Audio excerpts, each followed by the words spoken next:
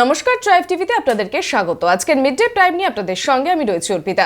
শুরুতেই যে খবরের দিকে চোখ রাখবো, কয়লা পাচার মামলায় এবার তেড়ে ফুরে আসরে নামছে সিআইডি। আসরে নেমেই সরাসরি আসানসোলের হেভি ওয়েটকে টার্গেট রাজ্যের গোয়েন্দা সংস্থার। প্রাক্তন মেয়রকে নোটিশ ধরালো সিআইডি। কয়লা পাচার কাণ্ডে জিতেন্দ্র তিওয়ারিকে তলব করেন গোয়েন্দারা। শুক্রবার তাকে ভবানী ভবনে হাজিরার নির্দেশ দেওয়া হয়েছে। কয়লা পাচারের তদন্তে নেমে বেশ কয়েকজনকে ইতিমধ্যেই জেরা করেছে সিআইডি। তাদের জিজ্ঞাসাবাদ করে মিলেছে বহু গুরুত্বপূর্ণ তথ্য। তার ভিত্তিতেই জিতেন্দ্র তিওয়ারিকে তলব করা হয়েছে। কয়লা পাচার কারবারের মূল সময়টা জিতেন্দ্র তিওয়ারি আসানসোল পুরসভার মেয়র ছিলেন। তার পুরসভার এলাকার মধ্যেও কয়লার পাচারকারীরা সক্রিয় ছিল। সে সময় প্রশাসক হিসেবে তার ভূমিকা ঠিক কী ছিল, এসব জিজ্ঞাসাবাদের জন্যই আজ তাকে ভবানী ভবনে তলব করা হয়েছে।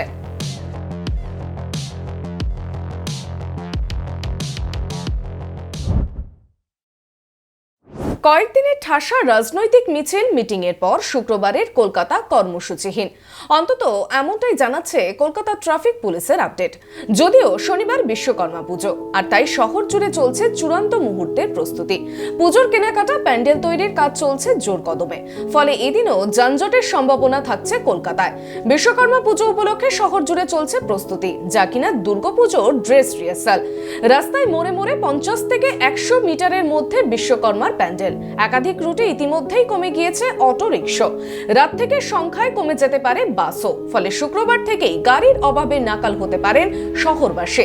দক্ষিণ কলকাতার রাসবিহারী, গড়িয়াহাট, কসবা, টালিগঞ্জ, বেহালার মতো রুটগুলিতে অটোর সংখ্যা কমে যাওয়ার সমস্যায় পড়তে পারেন নিত্যযাত্রীরা।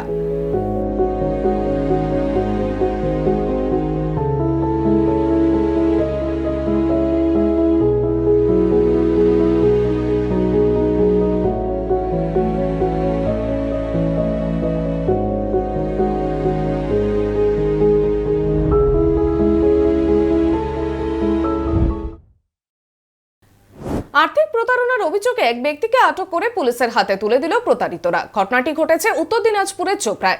অভিযুক্তের নাম দয়াল দাস। অভিযোগ, মোটা অঙ্কের আর্থিক কমিশনের বিনিময়ে চা বাগান কেনার নামে বিভিন্ন এলাকায় ঘাঁটি গেড়েছিলেন।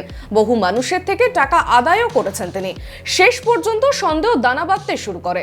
বৃহস্পতিবার অবশেষে ওই ব্যক্তিকে আটক করে চোপড়া থানার পুলিশের হাতে তুলে দেওয়া হয়।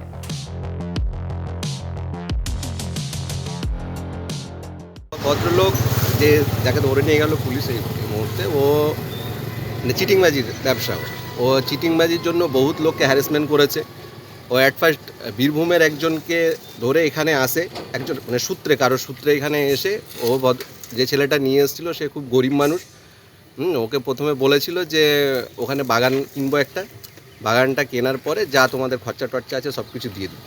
ও বেচারি বইয়ের গয়না বন্ধক রেখে টাকা নিয়ে এসে ওকে বাগান টাগান সব কিছু দেখিয়েছে। দেখার পরে যা হয় আর কি, এক সূত্র থেকে যোগাযোগ সবার সঙ্গে।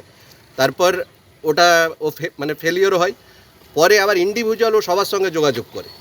আমার সঙ্গে যোগাযোগ করেছে, মৌলানা সাহেবের সঙ্গে যোগাযোগ করেছে, মাস্টারের সঙ্গে যোগাযোগ করেছে। সবার সঙ্গে যোগাযোগ করে আলাদাভাবে টাকা নেওয়ার একটা পরিকল্পনা।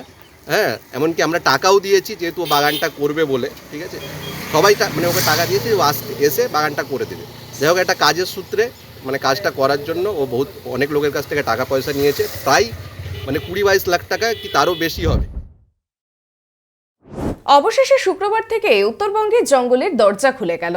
গরুমারা, লাটাগুড়ি, চাপড়ামারি সহ বেশ কিছু জায়গায় জঙ্গল সাফারি শুরু হয়েছে। জঙ্গল খোলার খবরে খুশি পর্যটক থেকে ব্যবসায়ীরা। প্রতি বছর 3 থেকে 4 মাস প্রযোজন সময়ের কারণে জঙ্গল বন্ধ করে দেয় পশ্চিমবঙ্গ সরকার। গত 2 বছর রাজ্য তথা দেশ জুড়ে করোনার ভয়াবহ আকার নেয়। ফলে ব্যাপকভাবে ক্ষতির মুখে পড়েছিল পর্যটন ব্যবসা। এবার একটু খুশির আলো দেখছে পর্যটন ব্যবসায়ীরা, কারণ পুজোর মরশুমে ছুটি কাটাতে ভ্রমণ পিপাসু পর্যটকেরা জঙ্গলে আসবে সবুজের টানে।